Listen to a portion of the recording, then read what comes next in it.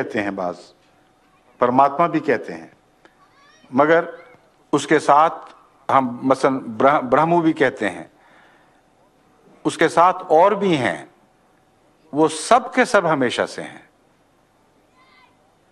بڑے خدا نے ان خداؤں کو پیدا نہیں کیا، بلکہ یہ خدا ہمیشہ سے خدائی میں اس کے شریک چلے آ رہے ہیں۔ ہاں اسپیشلسٹس ہیں، بعض کے قبضے میں ہوا ہے، بعض کے قبضے میں پانی ہے، بعض کے قبضے میں مٹی ہے، بعض کے قبضے میں اشجار ہیں یا روحیں ہیں۔ اس لیے جب وہ ہمیشہ سے ہوئے تو خدا کے شریک ہوئے، خدا کے بندے کیسے ہو گئے؟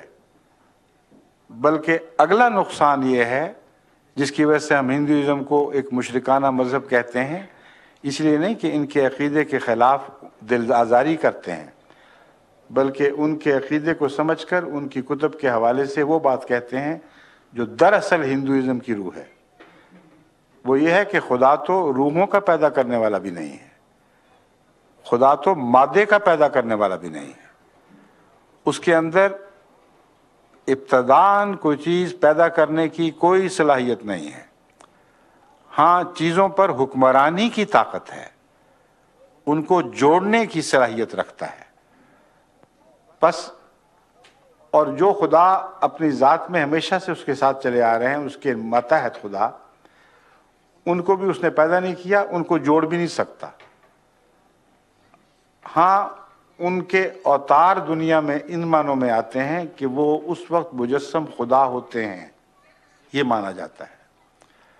بس جہاں تک بتوں کا تعلق ہے وہ میں پہلے بیان کر چکا ہوں، اب میں اوتار کی بات بتاتا ہوں کہ یہ خدا جن کا میں ذکر کر رہا ہوں، بہت کئی نام ہیں ان کے، ان کو خدا کا اوتار نہیں کہا جاتا، یہ درست نہیں ہے۔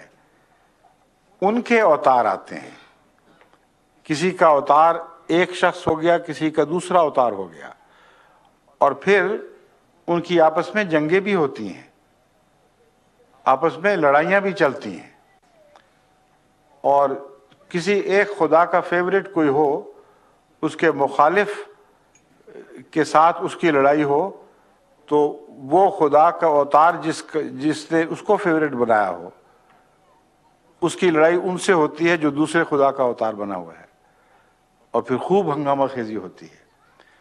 مہابھارت جو افسانہ ہے اس کو پڑھ کے دیکھیں، اس میں یہ سب باتیں موجود ہیں، مگر میں یہ کہنا چاہتا ہوں کہ مہابھارت کو چھوڑ بھی دیں۔ جہاں تک میں نے ہندو دوستوں سے باتیں کی ہیں، لمبے عرصے سے میرے ان سے گفتگو رہی ہے، جو میں عقیدہ یہ بیان کر رہا ہوں یہی عقیدہ ہے سب کا، کہ کسی خدا نے کوئی خدا پیدا نہیں کیا، وہ ایک خدا جو ہے اس کے شریک ہیں سب، اور ان کے آگے مظاہر ہے۔ سورج کا جو خدا ہے وہ بھی ایک 4 بنیادی خداؤں میں سے ایک ہے، سورج اس کا مظہر ہے، مگر وہ خدا کا مظہر نہیں ہے، وہ اپنی ذات میں خدا ہے۔ اس لیے میں بڑی معذرت کے ساتھ سائل سے گزارش کرتا ہوں کہ ہندوازم کا مطالعہ اس نظر سے کر کے دیکھیں تو آپ میری تمام باتوں کو سچا پائیں گے۔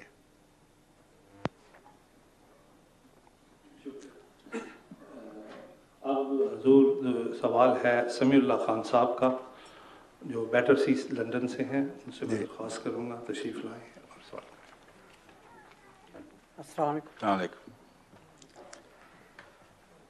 حضرت میرا سوال ہے کہ حضرت محمد صلی اللہ علیہ وسلم جو معراج کی ہے وہ روحانی معراج تھی یا جسمانی معراج؟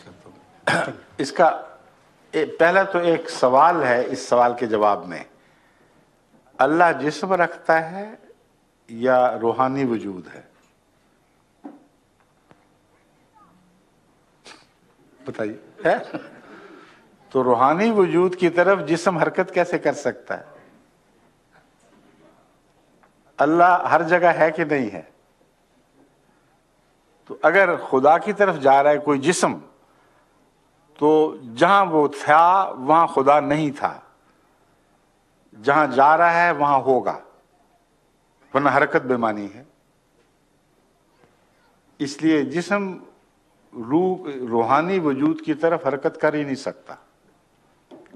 اللہ نور السماوات والارض، قرآن کریم فرماتا ہے اللہ آسمانوں اور زمین کا نور ہے۔ اینما تولوا فثم وجہ اللہ، کوئی اوپر کی طرف کوئی جگہ نہیں ہے جہاں خدا بیٹھا ہو۔ فرمایا جس طرف بھی تم منہ پھیرو گے ہر جگہ خدا کو دیکھو گے۔ خدا کا چہرہ مشرق میں بھی دکھائی دے گا، مغرب میں بھی، شمال میں بھی، جنوب میں بھی، اوپر بھی، نیچے بھی۔ تو جس خدا نے گھیرا ہوا ہے اس کی طرف جسم کیسے حرکت کرے گا؟ پھر جسم کی آنکھ خدا کو دیکھ کیسے سکتی ہے؟ دیکھنا ہوتا کیا ہے یہ بھی تو سوچیں۔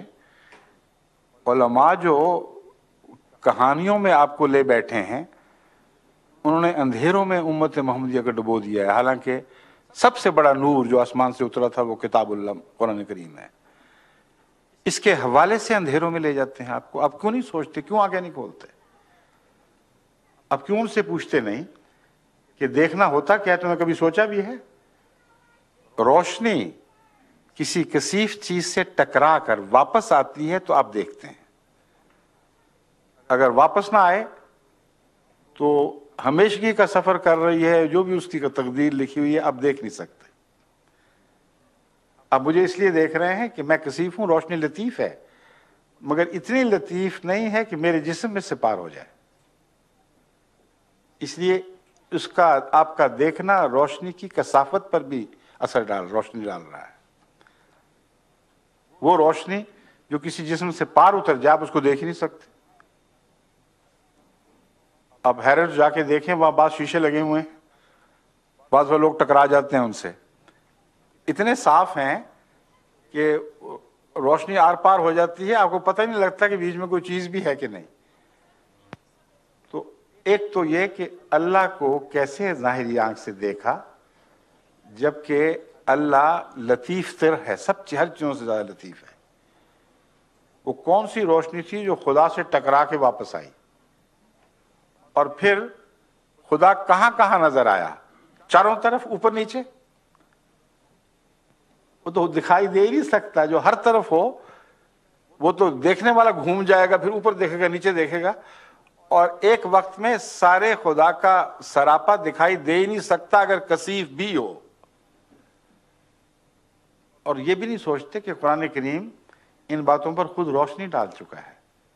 اسی کلام میں جہاں معراج کا ذکر ہے اللہ تعالیٰ فرماتا ہے ما کذب الفؤاد ما رأى، دل نے جھوٹ نہیں بولا جو اس نے دیکھا۔ بس قلب محمد مصطفیٰ صلی اللہ علیہ وآلہ وسلم پر اللہ کے جلوے کا نام ہی معراج ہے۔ اور احادیث میں اگر وہ پوری پڑھیں تو یہ کیوں نہیں پڑھتے کہ حضرت عائشہ صدیقہ رضی اللہ تعالی عنہا کی حدیث ہے کہ جس رات معراج ہوا ہے رسول اللہ صلی اللہ علیہ وآلہ وسلم کا جسم وہیں حتیم میں خانہ کعبہ کی دیوار کے اندر اسی طرح موجود رہا۔ تو پھر جسمانی معراج کیسے ہو گیا؟ پھر لکھا ہوا ہے ثم استيقظ، پھر آپ کی آنکھ کھل گئی۔ حالانکہ اگر جسم حرکت کر گیا تھا، کسی طرف گیا تھا، تو یہ کہنا چاہیے تھا پھر آپ واپس زمین پر اتر آئے۔ فرمایا ثم استيقظ، پھر آپ کی آنکھ کھل گئی۔